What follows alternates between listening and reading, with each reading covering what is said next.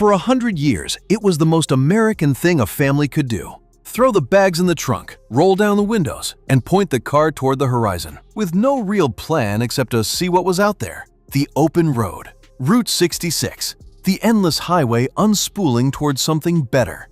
It was freedom you could afford, adventure that cost almost nothing but gas and time. The whole country laid out and waiting through the windshield. The road trip was never just a vacation. It was a piece of the national soul, the purest expression of a country that believed in wide open space and the right to go find your own piece of it. But that soul is fading. The motels are going dark. The diners are boarded up.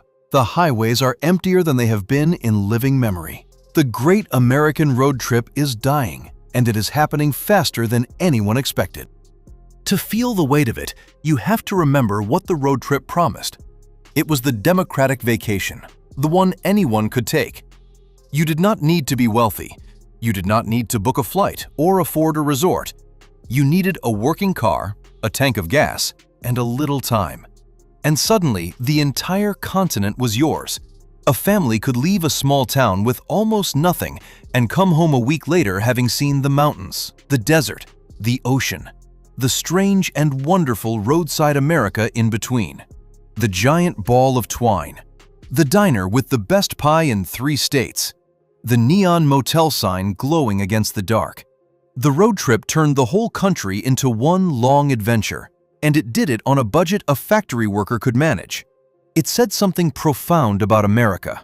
It said that freedom and discovery were not reserved for the rich. They were waiting at the end of the driveway for anyone willing to drive. And that is exactly why its death is so jarring.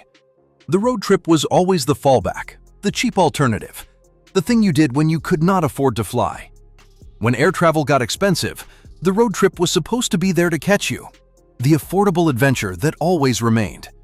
So you would expect that as flying got harder, driving would boom. Instead, the opposite is happening. The road trip is collapsing right alongside everything else, and even faster.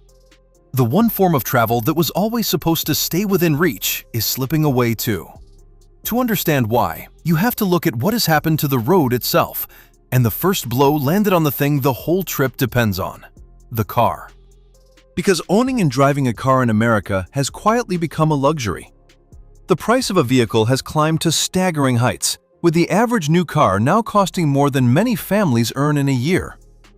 Auto loans have ballooned, stretching longer and costing more, with monthly payments that swallow a huge share of the budget. Insurance has surged. Repairs and maintenance cost more than ever.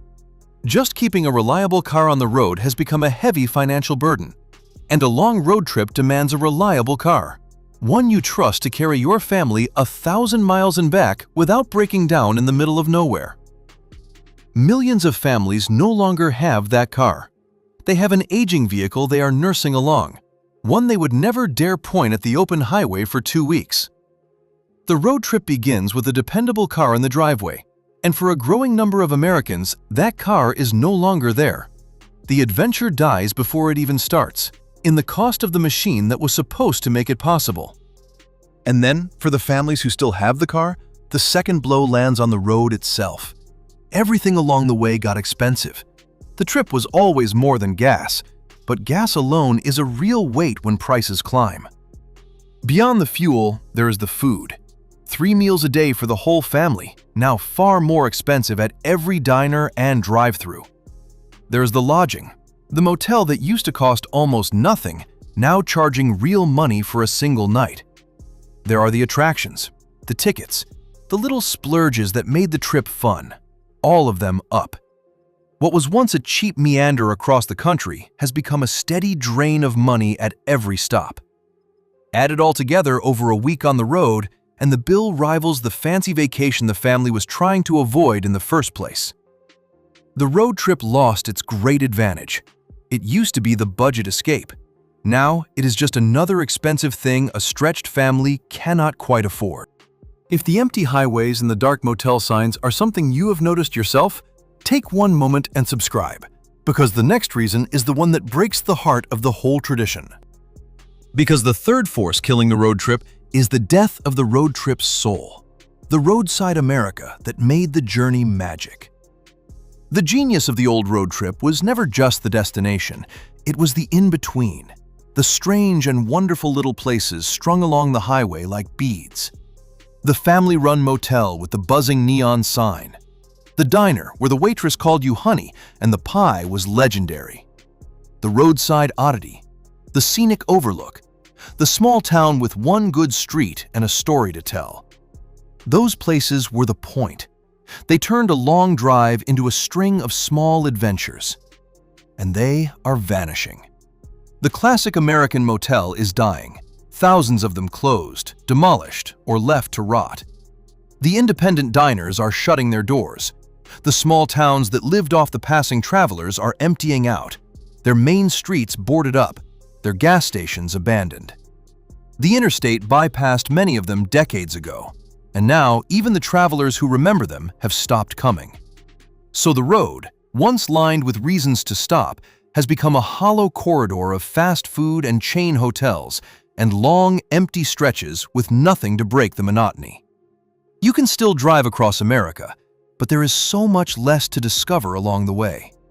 The magic that made the journey worth more than the destination has been quietly stripped from the highway, mile by mile, until the road trip became just a long, tiring, expensive drive. And the fourth force is the slow change in us, the people who used to take these trips. The road trip demanded something modern American life has stopped giving: time. A real road trip is slow. It wanders. It takes a week or two, unhurried, with room to get lost and change the plan.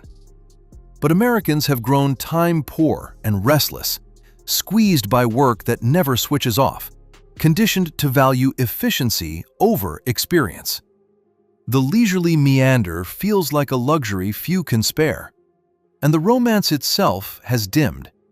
In the back seat, where children once pressed their faces to the glass and watched the country roll by, they now stare into screens, the passing world reduced to background. The journey stopped being the point. Younger generations, priced out and pressed for time, never built the habit, never felt the pull of the open road the way their parents did. The road trip was always as much a state of mind as a vacation, a willingness to go slow and see what was out there. That state of mind is fading, replaced by the urge to just get there, or to not go at all. Put it all together, and you see why the open road has gone so quiet. The car too expensive to own, the road too expensive to travel, the roadside magic dismantled, the time and the romance drained away. None of it announced itself. The highways did not close. The country is still out there, as vast and beautiful as ever. But the great migration of ordinary families across it, the tradition that ran for a century, is winding down, faster than anyone thought it could, until the empty highway at sunset feels less like an invitation and more like a memory. And that is what makes the dying road trip feel like more than the loss of a vacation. The open road was always a symbol, maybe the deepest one America had. It stood for the belief that the country belonged to everyone, that adventure and freedom and a fresh start were always just a drive away, available to anyone with a full tank and an open afternoon. When a working family could load up the car and disappear into the horizon, it meant the promise was still alive, that the land of possibility was still there for the ordinary person to go and find. The quiet on the highways now is the sound of that promise narrowing.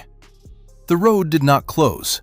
It just stopped being a place where ordinary people could afford to dream. And a country that loses faith in its own open road has lost something it may not even have words for. Maybe it comes back in some new form. Maybe the costs ease, the small towns reinvent themselves, and a new generation rediscovers the strange joy of pointing a car at nowhere in particular and driving. The pull of the open road is woven too deep into this country to vanish completely. But standing at the edge of an empty highway, watching a dark and silent motel sign that has not glowed in years, it is hard not to feel that an era is ending. That the great American road trip is passing into the realm of nostalgia, a thing we tell our kids about, rather than a thing we do.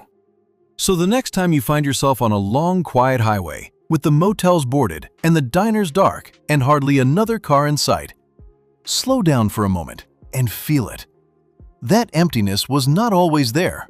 It is new, and it is spreading, and it is taking with it one of the truest pieces of who this country thought it was.